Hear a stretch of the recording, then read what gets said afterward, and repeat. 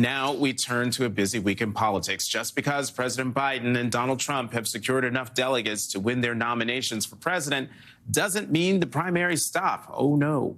Voters in Arizona, Florida, Illinois, Kansas, and Ohio will head to the polls on Tuesday.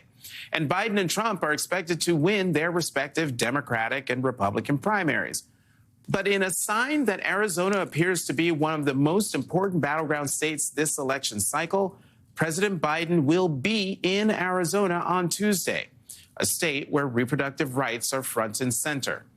Arizona Republicans recently blocked legislative efforts to protect the right to contraception access in the state, a bill co-sponsored by one of my guests coming up in a second.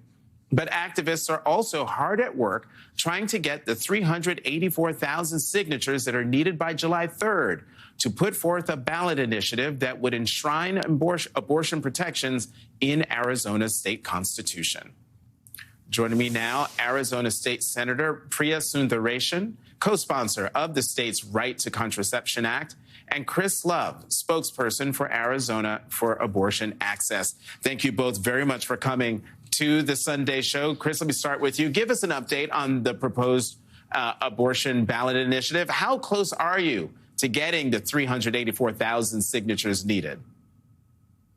We're actually very close to that. We started our campaign in chief in September of 2023.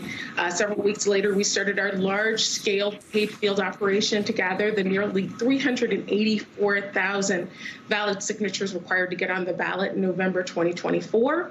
And in January, we announced that we had surpassed 250,000 signatures. Today, we've trained more than 3,000 volunteers. And that just means that Arizonans are more excited than ever to enshrine abortion in our state constitution. And so then might this ballot initiative boost voter turnout in November? Could it be a boon to President Biden's chances of winning Arizona again this November? I mean, I will say this. We welcome all of the enthusiasm and support for our campaign.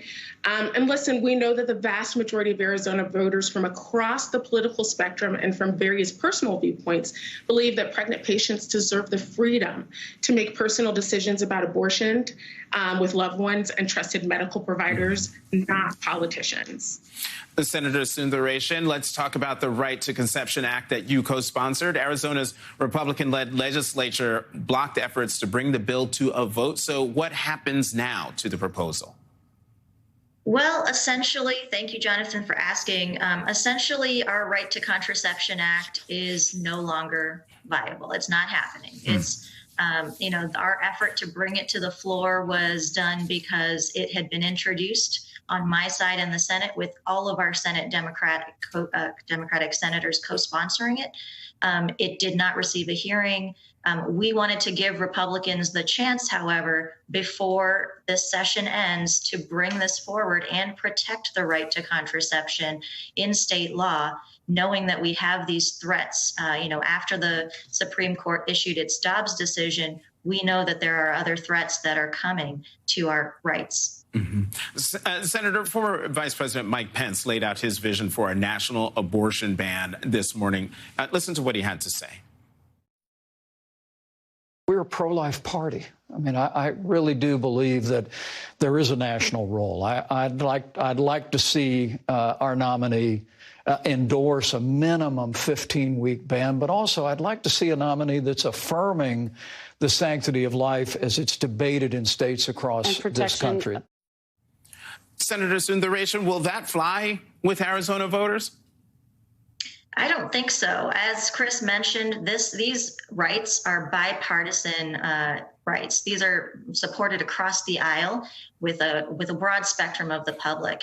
And we also know that it's not going to stop with a 15-week ban. So we need to be protecting affirmatively these rights as quickly as possible in state law.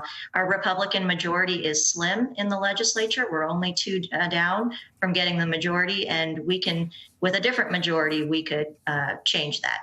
This is for both of you in the 90 seconds that we have left. I'd love your thoughts on new reporting showing that that Republicans plan to lean hard into an anti-abortion message going into November.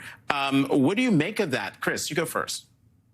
Well, I think that they're trying a number of things. First, they've been trying to moderate their message in an election year, which is a clear sign that they know that their positions are wildly out of step with American voters.